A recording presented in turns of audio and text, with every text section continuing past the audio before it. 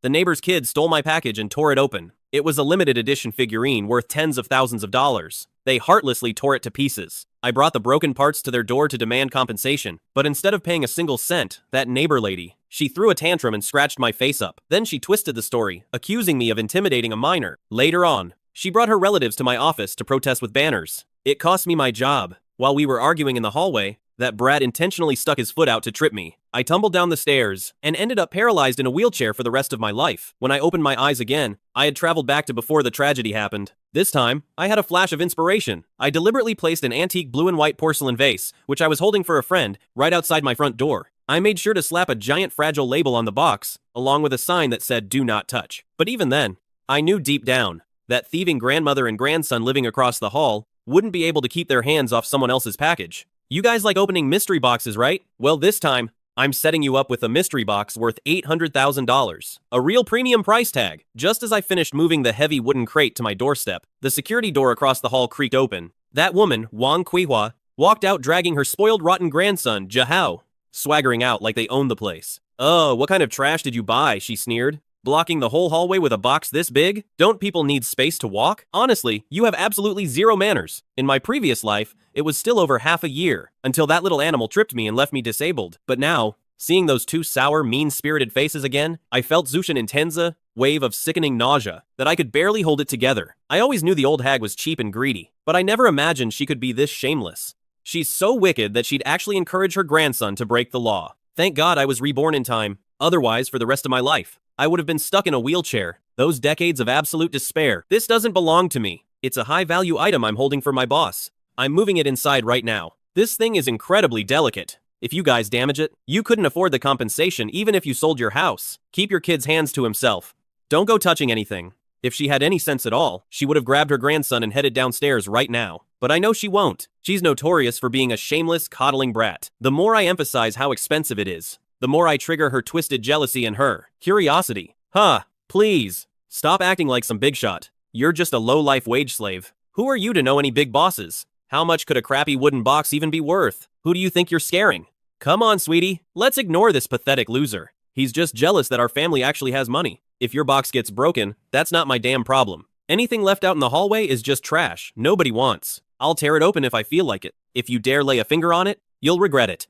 With that, I pushed the door open and stepped inside. I didn't shut the front door all the way behind me. I left it cracked just a tiny bit on purpose. Standing in the shadows of the foyer, I looked out through the 4K pinhole camera. I'd hidden in the doorframe. Wang Kuihua didn't leave at all. Instead, she crept up to the wooden box like a thief to get a better look. She gave Yahao a shove. She jerked her chin toward my place, gesturing for them to go. Then, lowering her voice, she arrogantly told them to go ahead. Wait until he goes inside to grab the cart, then pry that box open. Let's see what kind of good stuff is actually inside. If it's worth anything, we'll just swipe it and bring it back to our place. Anyway, if it's left out there, it's basically ownerless. Watching that grandmother and grandson on the screen, and their sneaky, underhanded behavior, I couldn't help but laugh. It wasn't because I was angry, it was because I was just too excited, because I knew exactly what was about to happen next. In my past life, it was at this exact moment that the package I'd left on the shoe rack by my door vanished into thin air. That was a limited edition, out-of-print figure, one I had spent over half a year waiting for, and had to pull every favor I had just to get my hands on. By the time I followed the trail of torn packaging and styrofoam bits to their door across the hall,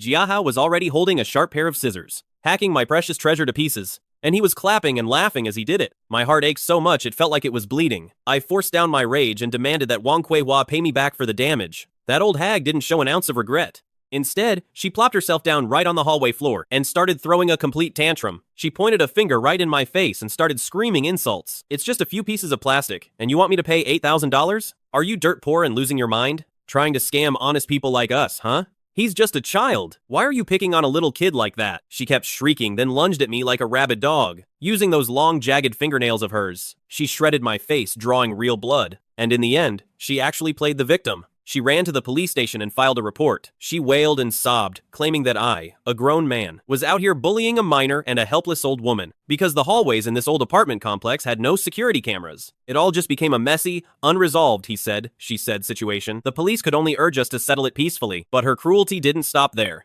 To make absolutely sure she didn't have to pay me a single cent, she even called over a few thugs who looked just as rotten as she was. Those relatives of mine. They would show up at my office building every single day, waving around mourning banners and causing a scene. They slandered me, calling me a sick pervert who bullied the elderly and the weak. The internet trolls and my clients, not knowing the truth, ended up hating my guts. To calm down the bad press, my company cut all ties with me immediately. It destroyed my career overnight, leaving me with nothing. I was absolutely seething with hatred. Then, a month later, I ran into them in the hallway, and we got into a heated argument. Jiahao was hiding behind Wang Kuihua, and when I wasn't looking, he suddenly stuck his foot out and tripped me hard by the ankle. I didn't see it coming at all. I went tumbling down a steep flight of over a dozen stairs. I suffered a comminuted fracture of my cervical spine and severe spinal cord damage. When I finally woke up in the intensive care unit, the doctor coldly told me that I'd be bedridden for the rest of my life. I couldn't even turn over without someone to help me. As for Wang Kuihua and her family, they claimed it was just a kid playing around, insisting it wasn't on purpose. They danced right on the edge of the law, and in the end, they just paid 20,000 yuan and walked away scotangent-free. I hate them.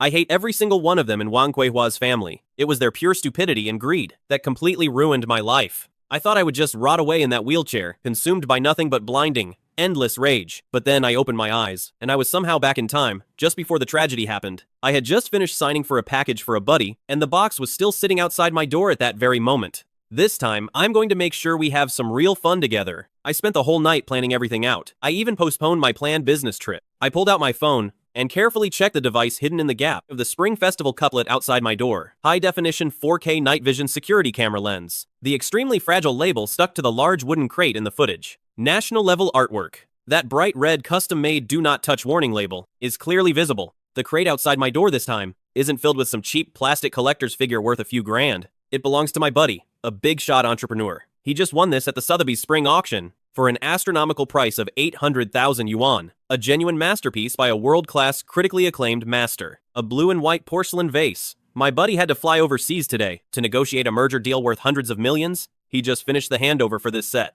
And since he didn't have time to get it into a bank vault yet, he left it with me for safekeeping for a couple of days. Inside that wooden crate, not only is this incredibly delicate and priceless top-tier artwork stored away, but tucked into the velvet lining at the bottom, there's also the original 800,000 yuan transaction receipt from the auction house, as well as the full property insurance policy from the marine insurance company. That 800,000 is enough to buy a full-sized apartment in a great school district right here, in this city where our rundown old apartment building is located. If this were my past life, I absolutely wouldn't have dared to leave this thing outside the door. I would have been terrified even for a single second. My heart would have been pounding out of my chest. But I've been reborn. I know exactly how those two, the grandmother and grandson next door, operate. So, not only did I leave the crate in the most obvious spot on the shoe rack, I even went out of my way to take a utility knife and slice a shallow gap in the sealing tape of the wooden crate. I made it easy enough for that sticky-fingered little brat to pry it open effortlessly, of course, to make sure they couldn't try to pin it on me. I took every precaution necessary. My doorbell camera is linked directly to the cloud, recording and uploading footage 24 hours a day. And on the balcony, I've even got a device hovering and waiting. A micro-drone equipped with night vision and audio recording capabilities. The lens is ready. I had the camera locked dead on the trash collection area outside the apartment complex. Because the moment they make a move, this won't be just some petty neighbor dispute anymore. No, it'll be a grand larceny case involving massive financial damages. But I know, with how ignorant Wang Kuihua is, the second something goes wrong, what she'll be thinking won't be how to take responsibility. It'll be how to throw a tantrum and deny everything. And that times is the fatal weakness that will finally send her off to stitch uniforms behind bars for the next 10 years. She's just too greedy. She's dying to get her hands on things that don't belong to her. Right now, I didn't push my card out to confront them face to face. Instead, I stood behind my door, watching the security feed quietly on my tablet. On screen, that little brat Jiahao didn't disappoint me at all. The moment he saw me close my door, he acted like a fly smelling rotten meat, immediately scurrying over to the large wooden crate. Grandma, there's definitely something good in here. It's packed so securely, and it even says something about a master. Jiahao rubbed his filthy, grimy hands together in excitement, pulling a utility knife out of his pocket. And Wang Kuihua? She didn't even try to stop him. She actually stood at the hallway entrance, acting as a lookout, her eyes gleaming with greed. Watch what you're doing, you klutz. Hurry up and see what it is. If it's worthless, just dump it here. But if it's something valuable, we'll sneak it back into our place without anyone knowing. Besides, there's no camera in the hallway anyway. What kind of evidence could a broke loser like him possibly have?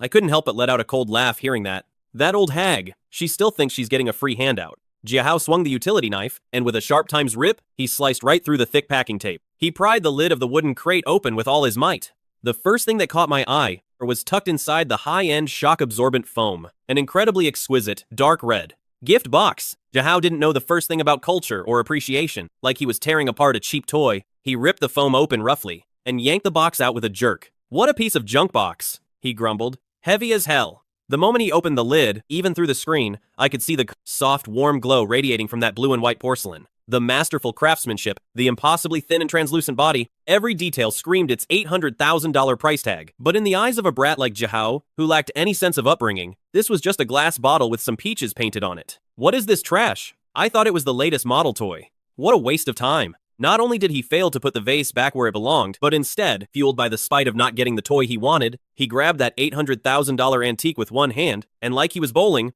he hurled it with all his might. Against the hard tile floor of the hallway, a piercing, thunderous crashing sound exploded through the hallway, the echoes bouncing off the walls of the floor. That treasure, viewed as a priceless gem by countless collectors, and the result of years of an artisan's painstaking work, a national-level masterpiece, was instantly reduced to a pile of shattered fragments. Wang Kuihua was startled by the sudden, deafening crash and scrambled out from the doorway. "Oh, my little prince!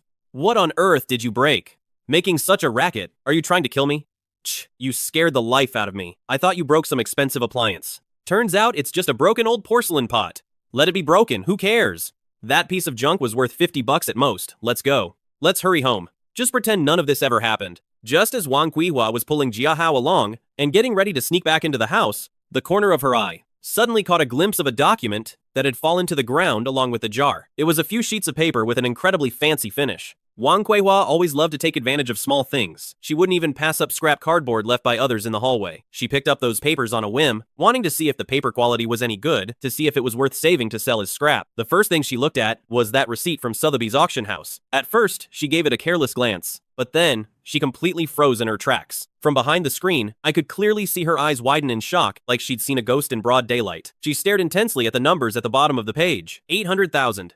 Although Wang Kuihua wasn't well educated, she had an incredibly keen nose for money. She definitely knew exactly what this long string of numbers represented. And on the very next page, the full property insurance policy from Ocean Insurance Company, it was written in bold, black print, stating clearly the sky-high insured value of this antique piece. On the surveillance footage, all the color in Wang Kuihua's face drained away in an instant. Her whole body started to tremble violently, as if she had been electrocuted. 800,000 for a piece of junk? How is that possible? That's absolutely impossible. Grandma, this jar really wasn't sturdy. It shattered the moment I dropped it.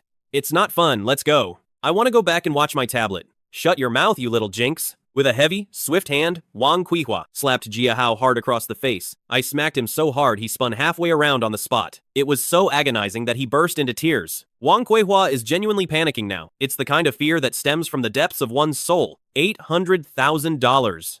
That's every penny of his life savings sitting in the bank. Add in the wages his son has been earning by working his fingers to the bone, day in and day out. Even if they threw every cent into it, and even sold this old rundown apartment they're living in right now, it might barely be enough to cover the damages. In a state of absolute terror, his first instinct wasn't to knock on my door and apologize, nor was it to take responsibility. It was to run away. I can't admit it.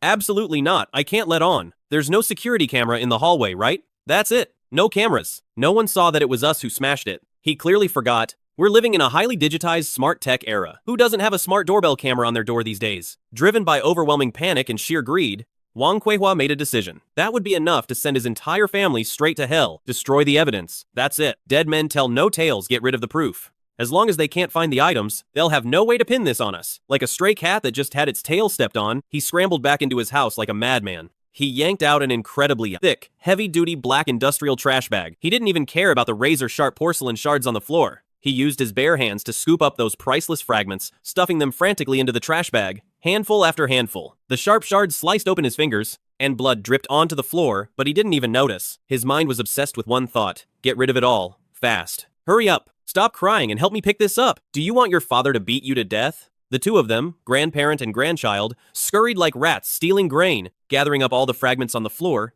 that lethal certificate of authenticity, and even the remains of the wooden crate and the foam padding. She shoved everything into a black trash bag without a second thought. To make sure no one would suspect a thing, Wang Kuihua not only cleaned up the crime scene, she even ran home to grab a damp rag. Kneeling on the floor, she scrubbed away every trace of blood and dust until it was spotless. She didn't leave a single speck of powder behind. Once that was done, she grabbed that black trash bag filled with $800,000 worth of shards. She poked her head out, acting all shifty and paranoid. After making sure the hallway was empty, she dragged Jiahao along, not even daring to take the elevator. They bolted down the stairs as fast as they could. Watching her guilty, rat-like back on the security feed, I felt a cold, sharp smirk pull at the corners of my mouth. She clutched the bag, braving the light drizzle that had just started falling outside, and sprinted 2 kilometers. The entire process of her tossing the bag of shards into the construction waste pile outside the complex was captured perfectly by the miniature drone I had strategically placed on my balcony beforehand. Keep running, you old hag. You think you're so clever, destroying the evidence,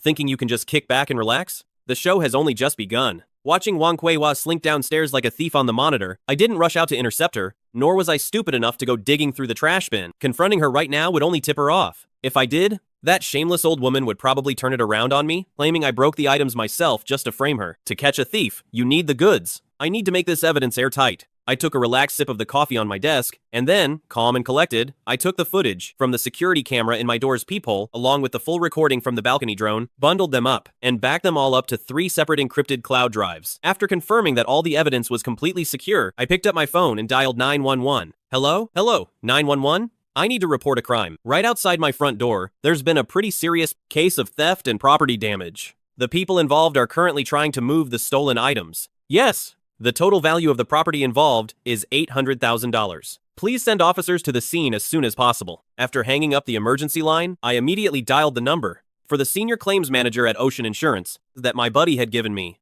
Manager Lee? The blue and white porcelain vase I was holding for someone, it's been ruined. Yeah. It didn't happen while it was in my possession. Someone left it outside my door and my neighbor maliciously smashed it to pieces. And the best part is, to avoid paying for the damages, they tossed the insurance policy and the certificate of authenticity from your firm straight into a pile of construction debris outside the complex. I have the whole thing captured on high-definition surveillance. The voice on the other end, which had been sounding pretty lazy just a second ago, suddenly jumped up an octave. It even carried a hint of disbelief and genuine excitement. For an insurance company, an $800,000 claim is definitely not pocket change. But if the nature of the case is clear-cut, and they can pin it down firmly on the malicious party for subrogation, then their legal department is going to show exactly what real corporate power looks like. Mr. Lin, please secure the scene. Don't touch a single thing. Our chief attorney and the claims adjuster will be there immediately. Within 20 minutes, not even half an hour, the piercing sound of sirens shattered the peace of the neighborhood. 2 police cars with flashing red and blue lights, along with a black Mercedes S-Class carrying the insurance company's elite legal team, pulled up to our building almost at the exact same time, causing all the seniors in the neighborhood to lean out their windows and start gossiping. I know. The nightmare for Wang Kuei-hua and her family had officially begun. It started with a heavy, aggressive pounding on their door. The security door across the hall from me was cracked open just a sliver. Wang Kuei-hua was still holding a rice bowl in her hand, sticking her head out and acting all startled. Oh my, officer, what's going on here? Did some major crime happen? Why are you coming after a poor widow and her child like this? When the police officer sternly asked her if she had touched the large wooden crate that her neighbor me had placed in the hallway just half an hour ago, Wang Kuei-hua's acting reached its absolute peak. What wooden crate? What vase? I've never even seen such a thing. Officer, you absolutely cannot listen to the lies that guy Lin is spreading. My son, Yihao, has been inside watching cartoons all afternoon. He hasn't taken a single step out of this apartment. That guy is just a miserable, broke loser. He's always headed out for my Jihao. He's just trying to frame us honest folk and squeeze us for money. How are we supposed to live like this?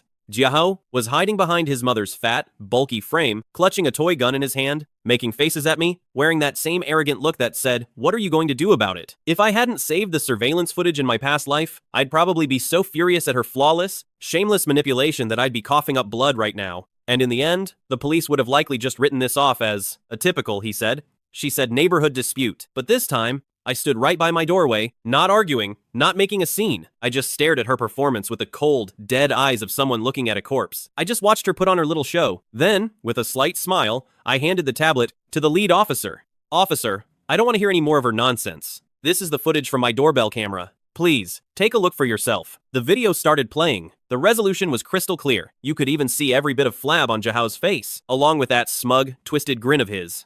The footage showed exactly how Jiahao took a utility knife and sliced open the wooden crate, and how he ripped the police tape off the box so violently. With that same malicious smirk, he slammed the vase onto the tile floor, shattering it into a million pieces. Moments ago, Wang Kuei-hua was still screaming, throwing a tantrum in the hallway like she owned the place. But now, her voice just died in her throat. Her eyes were glued to that screen, and her face went ghostly pale. This doesn't prove anything. The kid didn't know any better. So what if he broke some cheap glass jar? What's the big deal? It's his own fault for leaving it out. Fine, I'll pay him $100. That should more than cover it. Miss Wang, I think you might have a serious misunderstanding about how the world actually works. Standing behind the police officers, a man in a sharp suit, the insurance company's chief legal counsel, finally stepped forward. He adjusted his gold-rimmed glasses, clutching a thick stack of documents. His gaze was sharp, like a blade pulled from its sheath. I am Hai Yang, the lead legal counsel for the insurance company's high-profile accounts. Based on the auction house records we have in our possession and the official certification from professional appraisers, that piece of porcelain, your family destroyed,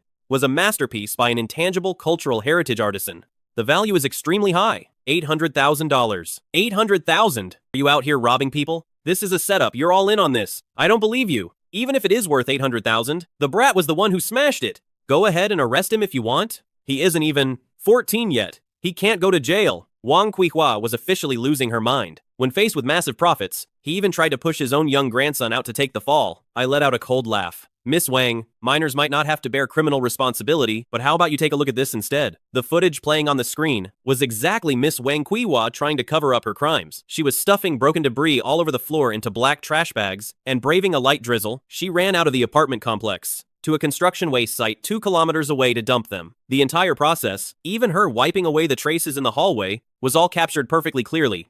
Miss Wang, you're really quite skilled at covering up your tracks, aren't you? Too bad, I even recorded exactly which trash bin you threw them in. And on another note, the police just found everything you discarded in that exact pile of trash. Legally speaking, a minor breaking expensive items might indeed be considered a civil dispute, meaning you, as the legal guardian, would have to shoulder that $800,000 compensation. But because you actively hid and disposed of the evidence in an attempt to escape that $800,000 debt, hoping there would be no proof left, this behavior has now officially escalated into the crime of intentional destruction of property, as well as the crime of concealing the proceeds of a crime. With an amount totaling $800,000, it qualifies as an exceptionally large sum under criminal law. What's waiting for you is a prison sentence starting at 3 years, up to a maximum of 10 years. This isn't just about a kid being mischievous anymore. As an adult, this is a serious, full-blown criminal offense. Upon hearing the words, serious criminal offense, Wang Kuihua's mental defenses completely shattered in an instant. With a loud thud, she dropped to her knees, crashing hard against the unforgiving tile floor. Mr. Lin.